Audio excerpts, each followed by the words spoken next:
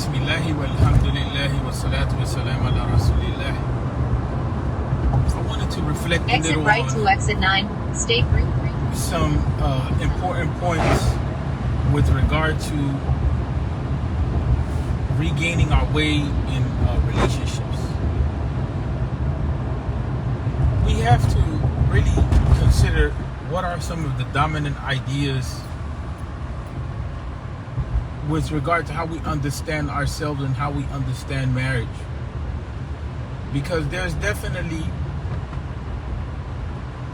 a deficiency, a deficit in really understanding the objectives of marriage in Islam, the goals of marriage in Islam, of understanding the principles that govern marriage, and even understanding how it is that we relate. And the more that one counsels, the more that one realizes there are a lot of ideas about what marriage means Islamically and what should be the case with regard to roles and how people understand themselves and the ideas that people have overall. Many of them are problematic. I'll give you an example. If you take the whole idea, first of all, of the idea of qawwama, or the idea of men being the maintainers and protectors of women. Well, how do you deal with the issue of riyaya? How do you deal with the issue of the fact that everyone has a responsibility in the relationship, and how do you make those two things work? Right? We have a hadith that also speaks about the issue of everyone being a shepherd. That's when we talk about the issue of riyaya, everyone having their special role in the relationship. So that has to be something that is considered, that it is a set of relationships that we have in the marital context, which are supposed to be complementary. And the issue of maintenance and protection and all that, it has been reduced to paying bills.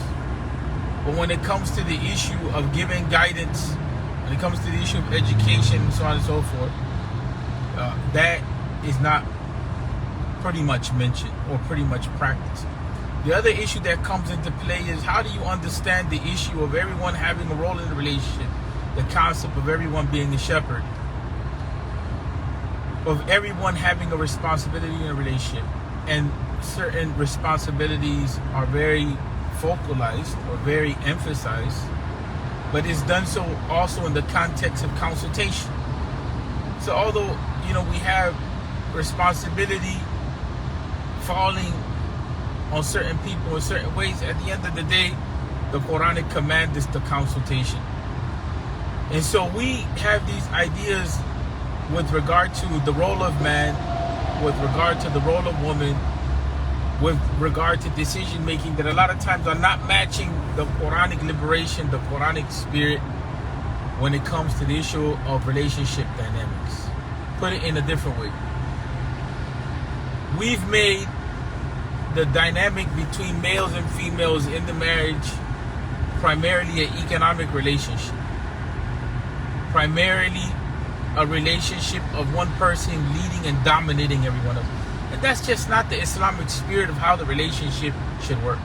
The other issue is this, that another concept which dominates in today's time is the idea of my rights. And for a little while there were some sisters that they were talking about relationships, and that's what they were pushing on a regular basis. And they themselves, I know because I know the sisters' backgrounds, they hadn't studied or whatever, but they had voice. They had become a voice online, and that's what they were pushing. They were pushing their own concepts, their own ideas. And many of those sisters that were doing that, they never even moved forward to get married. You understand what I'm saying? So we have people talking about rights, but not about responsibility. We have people pushing concepts that they don't fully grasp with regard to Islam. And so what happens is that people begin to inject into the idea of Muslim marriage ideas and values which are not from the values of Islam. And the relationship dynamic between males and females becomes one that is oppositional, one that is conflictual. So those things have to change in the way that we understand ourselves and each other. We have to understand that we're compatible with each other. We have to understand that we have rights, but we have responsibility. We have to understand that it's not only about rights. Rights are there for organizational reasons, but it's also about the soul. It's also about the spirit. It's also about the virtue. It's also about love. It's also about tenderness. It's also about care, concern. Those are things that we don't like to talk about when it comes to the marital relationship. And so we need to learn how to think about the concept of rights. We need to learn how to think about the concept of responsibility. We need to learn to think about the concept of consultation and communication within the idea of marriage. How is it that you come to decision making? You understand what I'm saying? There's so much confusion around that issue that at the end of the day, you wonder if people really even understand what it is that Islam is laying out. You have all kinds of conceptions on these issues. And so we need to come back to understand shura and the relationship. We need to come back to understand the flexibility that Islam gives when it comes to the male-female dynamics as far as coordinating the relationship itself due to need and circumstances and situations. And we mentioned this before, that there's different models of relationship, and we see that, in the prophetic time period.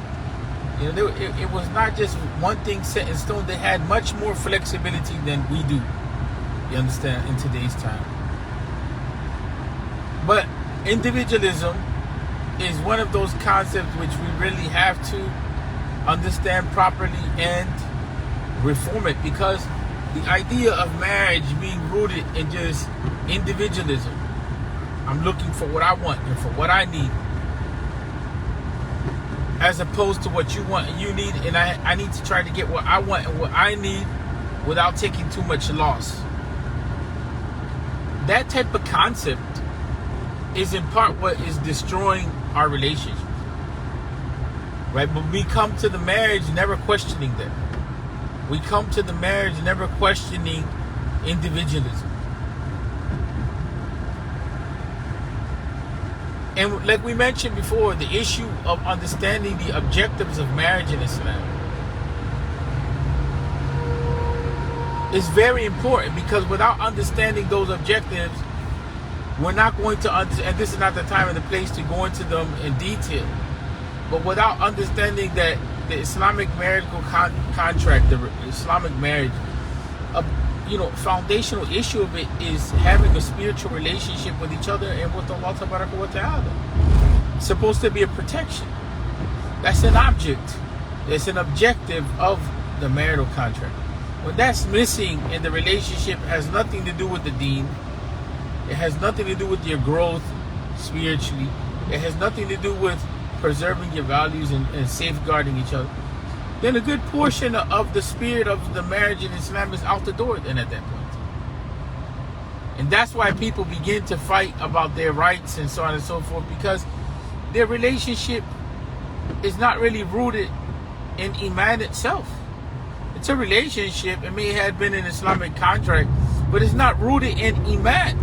It's not rooted in having a relationship with Allah together. We find many couples, especially we detect this when they start to have problems. They don't even pray together. They don't pray together. We have an ayah from the Quran, Inna Allah kana alaykum raqiba, and that's mentioned in the context of our rights. That Allah Tabaraka wa Ta'ala is ever watchful, monitors, our activity within the context of relationships. And so that sense of watchfulness is to let us know that it's a certain type of watchfulness, is one in which we're being taken to account for what it is that we do.